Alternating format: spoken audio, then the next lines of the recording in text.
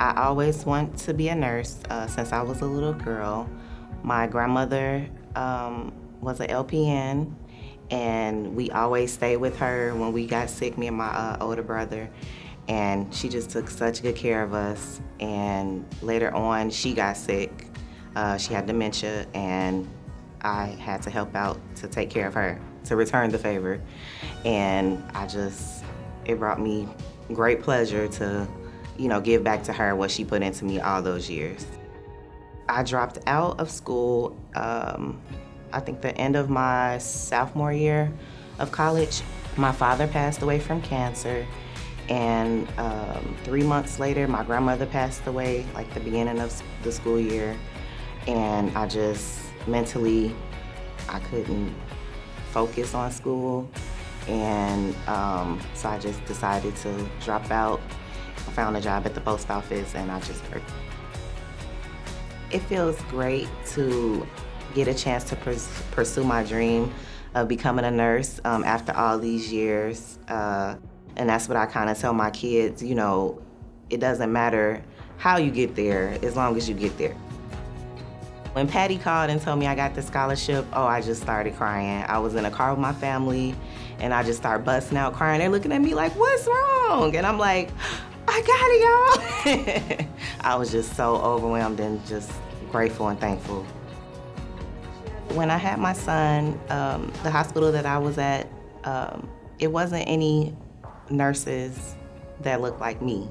I mean, they were nice and everything like that, but I think representation makes a big difference. And, the feeling that I got for helping my grandmother and stuff like that, I want to give that to other women, other mothers, other Black women. Statistically, a lot of Black women are dying from, labor-related deliveries and things like that, and I just want them to feel like they're heard. All women to feel like they're heard. And I just want to be another friendly face, someone that looks like them, to be, there to support and help them. Thank you to everyone who contributed to the foundation. It really made an impact on my life and for my family, and I'm just grateful to keep pushing through and to finish my nursing degree. I really wanted to be a lifeguard, and I was like, Ma, can I be a lifeguard, please? And I wanted to go apply. But when we got the application, it said, like, Social Security number. And that's when my mom, later that day, sat me down, and she kind of explained to me, like, you don't have a Social Security. And at the time, I'm 14, or I was 15, and I was like, what do you mean? She explained to me the story about how she came here. She came here when she was 15. She didn't even finish high school. She didn't finish her freshman year. There was a lot of family issues back in Mexico. She was gonna get smuggled in, but Border Patrol caught up and everyone ran out. And my mom would tell me how she was running through the desert for about 2 days with a bag and whatever she had left, with water or some food that she had left, and how she was running, and how she would be holding me in her arms, and I would be laughing, and me 1-year-old, and I was laughing when in reality she was running for her life, for us. And I don't know why, whenever she told me this story, I always get emotional, because she sacrificed so much for me. And I also think that's also why I do so much in school, and I volunteer, and I do activities, because I don't want her sacrifice to go for nothing. Because of my current status, I ultimately chose Moraine because they were really welcoming, and they made the transition into becoming a student here a lot easier than other locations. Thankfully, someone at the college told me about all these scholarships that they have available at Moraine for undocumented students. And they told me, and I was like, what, really? And then I was like super excited. So I filled out my application, and I was like, I did a lot. I think I'm a good kid. I'm sure I'll get something, hopefully. And then I applied, and I got it, you know, and I'm so thankful for it. I can just focus on things such as my DACA fees or my citizenship fees or my driver's license and my car, and those things that like are necessities I need to worry about.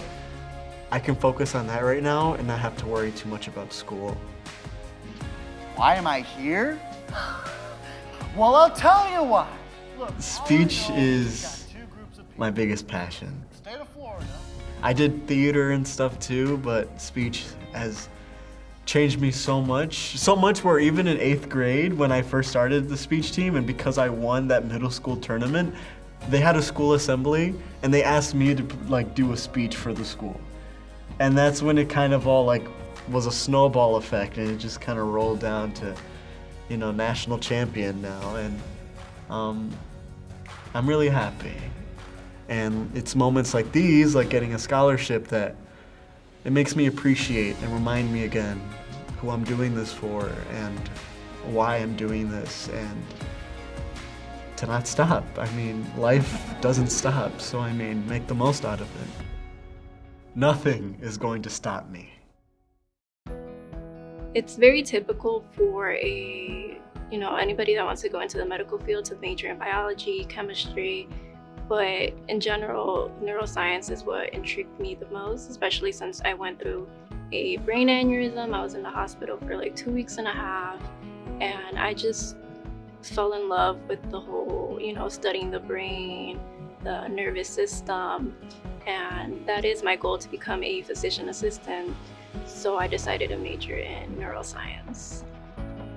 My neurosurgeon who operated me saved my life. I remember he also had a physician's assistant along with him, and I remember she would come in and she would come see me while I was in my room. She would check up on me. They definitely impact me in a way that I will always remember them. At that time, when I had to drop my classes, I was really worried that I wasn't going to graduate on time, but then I thought about myself and I was like, Daisy, this is your health we're talking about. It's not the end of the world if you drop 3 classes and you're only taking 2 right now. So next semester I took 5 classes and I did great. I did amazing, and just because one semester things didn't go as planned doesn't mean that it's the end of the world. I didn't think I was gonna get a scholarship, but I still applied because it never hurts to try. And so when I got this phone call from my donor, I was just more than shocked. I was so happy, excited. It just made me more determined to, continue with my studies, and, it just made me more motivated to, follow my dreams. From the bottom of my heart, I give a big thank you to the Moraine Valley Foundation and the scholarship donors. With your support, I'm unstoppable. Thank you. Dziękuję bardzo. Thank you. I'm grateful for your generosity. With your support, nothing can stop me from achieving my dreams. Thank you. Thanks for supporting Moraine Valley students. Thank you for believing in me. Thank you so much for your generosity. Thank you for supporting the Moraine Valley Foundation.